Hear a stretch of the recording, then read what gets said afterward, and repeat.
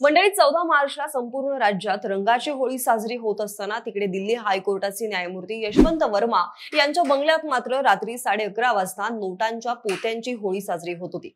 दिल्ली हायकोर्टाने न्यायमूर्ती यशवंत वर्मा यांच्या घरातून 15 कोटी रुपयांची रोकड सापडल्याचा एक व्हिडिओ सुप्रीम कोर्टाने जारी केलेला होता। 15 सेकंदाच्या या व्हिडिओमध्ये चलनी नोटांनी भरलेल्या पोतीच्या पोती जळताना दिसून येत आहेत। ही घटना 14 मार्चची आहे। आगीची माहिती मिळताच अग्निशमन दल बंगल्यावरती पोहोचलं। अग्निशमन दलाच्या जवानांना या नोटा सापडल्यात। ही रक्कम सुमारे 15 कोटी रुपये होती असं बोललं जात आहे। नोटा जळताना पाहून अग्निशमन दलाचा कर्मचारी महात्मा गांधी जळत आहेत असं म्हणतोय। व्हिडिओमध्ये त्याची प्रतिक्रिया सुद्धा रेकॉर्ड झाली आहे। जेव्हा हे प्रकरण समोर आलं तेव्हा दिल्ली हायकोर्टाचे मुख्य न्यायमूर्ती DK उपाध्याय यांनी चौकशीनंतर 21 मार्चला सुप्रीम कोर्टात या संदर्भातील अहवाल सादर केला। पुढे 22 मार्चला सुप्रीम कोर्टाने रात्री उशिराच हा अहवाल सार्वजनिक केला। या अहवालासोबत 3 फोटो सुद्धा पब्लिश केले, ज्यामध्ये 500 रुपयांच्या जळालेल्या नोटांची बंडल दिसतात। ही झाली या घटनेची एक बाजू। पण या अहवालात न्यायमूर्ती वर्मा यांची बाजू सुद्धा आहे, ज्यामध्ये त्यांनी किंवा त्यांच्या कुटुंबियांनी कधीही नोटांची बंडल सापडलेल्या स्टोर रूम मध्ये पैसे ठेवले नाहीत। ही अशी मोकळी जागा आहे जिथे प्रत्येकाची ये-जा असते। त्यांना या प्रकरणात गोवण्यात येत आहे असं त्यांनी म्हटलेलं आहे। पण मंडळी 14 मार्चच्या त्या रात्री नेमकं काय काय घडलं होतं? बंगल्याच्या स्टोर रूम मध्ये नोटांच्या पोत्यांची थप्पी कुठून आली? सुप्रीम कोर्टाने व्हिडिओ समोर आणताच न्यायमूर्ती यशवंत वर्मा काय म्हणाले? कोण आहेत न्यायमूर्ती यशवंत वर्मा? घरात नोटांचं घबाड सापडलेल्या न्यायमूर्ती यशवंत वर्मांची चौकशी होणार का? सगळं काही सविस्तर पाहूयात आजच्या या व्हिडिओच्या माध्यमातून। नमस्कार, मी मयुरी कराडे आणि तुम्हाला तर माहिती आहे आपला विषयच भारी आहे। व्हिडिओच्या सुरुवातीला नेमकं प्रकरण काय आहे ते आधी थोडक्यात सांगते। तर 14 मार्चला होळीच्या दिवशी ही घटना घडली। ज्या दिवशी ही घटना घडली त्या दिवशी न्यायमूर्ती वर्मा त्यांच्या दिल्लीतील घरी नव्हते। ते होळीच्या सुट्टीसाठी बाहेर गेलेले होते। ज्या दिवशी आगीची ही घटना घडली तेव्हा त्या घरी केवळ त्यांचं कुटुंब होतं। त्यांच्या कुटुंबातील मुलांनी आगीच्या घटनेची माहिती अग्निशमन दलाला दिली। पुढे पोलीस आणि अग्निशमन दलाचे पथक आग विझवण्यासाठी गेले असता त्यांना तिथं मोठ्या प्रमाणात रोकड सापडली। या घटनेचा एक व्हिडिओ दिल्लीचे पोलीस आयुक्त संजय अरोरा यांनी शेअर केलाय, ज्यामध्ये 14 मार्चला न्यायमूर्ती यशवंत वर्मा यांच्या घरी रोख रक्कम जळाल्याचं स्पष्ट झालं। त्यानंतर आता सुप्रीम कोर्टाने या प्रकरणाची चौकशी सुरू केली आहे। CJI खन्ना यांनी न्यायमूर्ती वर्मा यांच्याकडून स्पष्टीकरण मागितलं। त्यानंतर वर्मा यांचे कॉल डिटेल्स हे सुद्धा तपासण्याचे आदेश दिलेले आहेत। मंडळी, लोकांचा न्याय व्यवस्थेवरील विश्वास उडू नये यासाठी काल म्हणजेच शनिवारी रात्री उशिरा सुप्रीम कोर्टाने दिल्ली हायकोर्टाचे विद्यमान न्यायाधीश न्यायमूर्ती यशवंत वर्मा यांच्या घरी बेहिशोबी रोकड सापडल्याच्या आरोपांशी संबंधित अहवाल, फोटो आणि व्हिडिओ शेअर केले। अशा पद्धतीने कोर्टाकडून अहवाल, फोटो आणि व्हिडिओ शेअर करण्याची ही पहिलीच आणि दुर्मिळ अशी केस समजली जाते। मंडळी, ज्यावेळी ही घटना समोर आली त्यावेळी सुप्रीम कोर्टाचे सरन्यायाधीश संजीव खन्ना यांनी दिल्ली हायकोर्टाचे न्यायमूर्ती यशवंत वर्मा यांच्या सरकारी निवासस्थानी सापडलेल्या नोटांच्या चौकशीसाठी एक समिती स्थापन केलेली आहे। ही 3 न्यायमूर्तींची समिती असेल, जी या प्रकरणी न्यायाधीश यशवंत वर्मा यांची चौकशी करेल। दरम्यान नवी दिल्ली हायकोर्टाचे मुख्य न्यायाधीश DK उपाध्याय यांच्याकडून सादर करण्यात आलेल्या या अहवालानंतर सुप्रीम कोर्टानं हा निर्णय घेतलेला।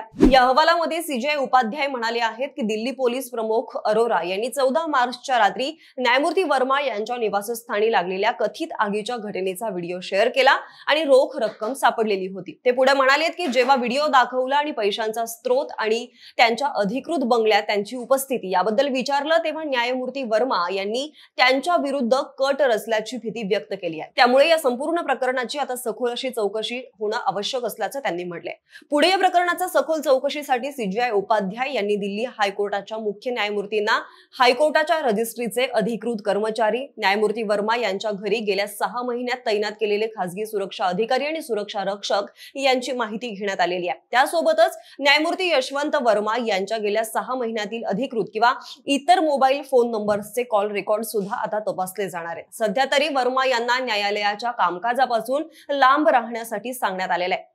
आता या सगळ्या प्रकरणात न्यायमूर्ती वर्मा यांनी सुद्धा त्यांची बाजू मांडलेली आहे। त्यात ते म्हणतात की आगीची घटना घडल्यानंतर मी आणि माझ्या खासगी सचिवाने जळालेली खोली पाहिलेली होती। तेव्हा तिथे कुठल्याही प्रकारची रोख रक्कम किंवा जळालेल्या नोटा सापडलेल्या नव्हत्या। मात्र 16 तारखेला कोर्टाचं कामकाज सुरू होण्यापूर्वी मी मुख्य न्यायाधीश उपाध्याय यांची भेट घेतली तेव्हा त्यांनी मला दिल्ली पोलिसांनी दिलेला एक व्हिडिओ दाखवला। तो व्हिडिओ पाहून मला धक्का बसला, कारण घटनास्थळावरील दृश्य आणि व्हिडिओ व्हिडिओमध्ये दिसत असलेलं दृश्य एकदमच वेगळं होतं. हा सर्व प्रकार मला फसवण्यासाठी आणि बदनाम करण्यासाठी आखलेला कट असल्याचा मला संशय आहे. याआधी सुद्धा सोशल मीडियावरून माझ्या विरोधात अफवा पसरवण्यात आलेल्या होत्या.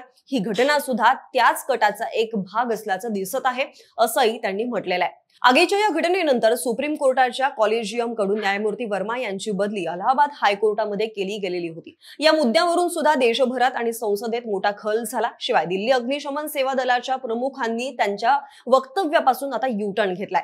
दिल्ली अग्निशमन सेवेचे प्रमुख अतुल गर्ग म्हणतात की न्यायमूर्तींच्या घरात रोख रक्कम सापडली नसल्याचं मी कोणतंही वक्तव्य केलेलं नव्हतं.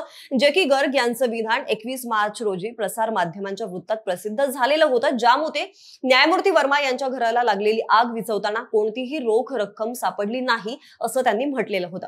मंडळी, न्यायमूर्ती यशवंत वर्मा हे मूळचे अलाहाबादचे आहेत. दिल्ली विद्यापीठाच्या हंसराज कॉलेजमधून त्यांनी बीकॉम ऑनर्सची पदवी मिळवलेली होती. त्यानंतर 1992 मध्ये रेवा विद्यापीठातून कायद्याची पदवी घेतली आणि 8 ऑगस्ट 1992 रोजी वकील म्हणून त्यांची नोंदणी झाली. यशवंत वर्मा प्रामुख्याने घटनात्मक, औद्योगिक, विवाद, कॉर्पोरेट, कर आकारणी, पर्यावरण आणि कायद्याच्या संबंधित शाखांशी विविध प्रकरणं हाताळणारे दिवाणी खटले चालवतात. 2006 पासून त्यांच्या पदोन्नतीपर्यंत न्यायमूर्ती यशवंत वर्मा हे अलाहाबाद उच्च न्यायालयाचे विशेष वकील देखील होते. याशिवाय 2012 ते ऑगस्ट 2013 पर्यंत उत्तर प्रदेश राज्याचे मुख्य स्थायी वकील होते. त्यानंतर त्यांना न्यायालयाने ज्येष्ठ वकील म्हणून नामनिर्देश केलं आणि 13 ऑक्टोबर 2014 रोजी त्यांची अतिरिक्त न्यायाधीश म्हणून बढती झाली. काही महिन्यांनंतर 1 फेब्रुवारी 2016 रोजी त्यांनी स्थायी न्यायाधीश म्हणून शपथ घेतली आणि 2021 मध्ये त्यांची दिल्ली उच्च न्यायालयामध्ये बदली झालेली होती. मंडळी, नोटांच्या खोक्यात अडकलेले न्यायमूर्ती यशवंत वर्मा 2018 मध्ये सुद्धा वादात सापडलेले होते. 2018 मध्ये सीबीआयने गाझियाबादच्या सिंभोली साखर कारखान्यातील अनियमिती प्रकरणी न्यायमूर्ती वर्मा यांच्या विरोधात एक FIR नोंदवलेली होती. एनडीटीव्हीच्या रिपोर्टनुसार ओरिएंटल बँक ऑफ कॉमर्सने मिलमधील अनियमिततेची तक्रार केलेली होती. साखर कारखान्याने बनावट कर्ज योजनेतून बँकेची फसवणूक केल्याचं सांगण्यात आलं. वर्मा तेव्हा कंपनीचे बिगर कार्यकारी संचालक होते. यानंतर आता पुन्हा एकदा न्यायमूर्ती वर्मा वादाच्या भोवऱ्यात अडकलेले. मंडळी, बार असोसिएशनचे अध्यक्ष अनिल तिवारी यांनी म्हटल्याप्रमाणे 15 कोटी तर सोडाच, पण 15 लाख रुपये जरी सर्वसामान्य कर्मचाऱ्याच्या घरी सापडले तरी त्याला तुरुंगात पाठवलं जातं. त्यामुळे आता वर्मा यांच्यावर नेमकी कोणती कारवाई होते ते पाहणं सुद्धा तितकंच महत्वाचं असेल. बाकी ज्यांच्याकडे आपण न्यायाची अपेक्षा करतो त्यांच्या अशा पद्धतीच्या वर्तवणुकीबद्दल तुम्हाला नेमकं काय वाटतंय ते खाली कमेंट बॉक्समध्ये जरूर कळवा. आणि आपल्या विषयच भारी या युट्यूब चॅनलला सबस्क्राईब करायला विसरू नका. आणि हो, जर हा व्हिडिओ तुम्ही फेसबुकवर पाहत असाल तर तिथे सुद्धा आपल्या विषयच भारी FB या फेसबुक पेजला फॉलो करायला विसरू नका. धन्यवाद.